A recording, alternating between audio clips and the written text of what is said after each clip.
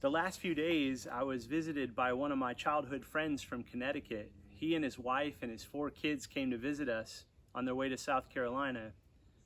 She has an interesting story. She was born and raised in Kenya and moved here in her late teens or early 20s, and that's when she met my friend John. She was sitting at the table with us, and she was sharing some funny stories, but also some sad stories about adjusting to life in a place that she didn't grow up in. In some small way, I felt like I was able to connect with her story because I grew up in New England, and then as a young college student, I moved to the Southeast. And even though it's in the same country, a lot of the cultural things in the Southeast were very unfamiliar to me and very different from the place that I grew up. The Bible calls this being a sojourner or exile. It's the common thread of the people in the Bible that have been called by God or sent by God away from home in faith. This week, we're connecting with the story of Joseph. Joseph is unwillingly exiled by his brothers as he's sold to slave traders and sent to Egypt. Joseph is sent to Egypt. He's wrongly imprisoned. He suffers injustice. And yet somehow, through all these terrible things that happen to him, God uses his story to end up being the very salvation of his family, of God's covenant people, Israel. I want to challenge you to think about all the amazing parallels between Joseph and Christ.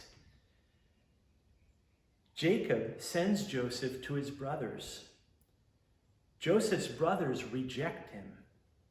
Joseph is sold by his brothers for 30 pieces of silver. Joseph is punished for a crime that he didn't commit. Joseph is left for dead and lowered into the ground. Joseph's brothers thought he was dead, and amazingly, he's still alive. And because of Joseph, God rescued his people from famine and death. John 1 and Philippians 2 are great passages in the New Testament that describe how Jesus experienced exile, just like Joseph. Jesus came into this world, sent from the Father, Philippians 2:5. Jesus was rejected by his own people. John 1:11 says he came to his own, yet they did not receive him.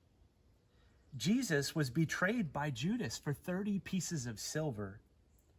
And even though Jesus was without sin, he was innocent, he was punished on the cross for your sin and mine. Jesus died on the cross and was lowered into the ground.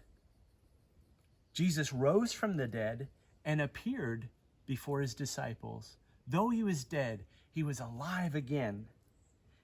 And because of Jesus, we are rescued from the famine of sin and death. You know, Peter writes a group of believers that are suffering under intense persecution in the New Testament. In 1 Peter 2:11 and 12, listen to what he says. He says, "Dear friends, I urge you as foreigners and exiles to abstain from the sinful desires which wage war against your soul.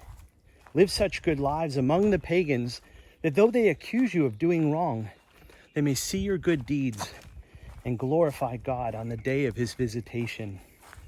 You know, sometimes this world seems like a pretty inhospitable place.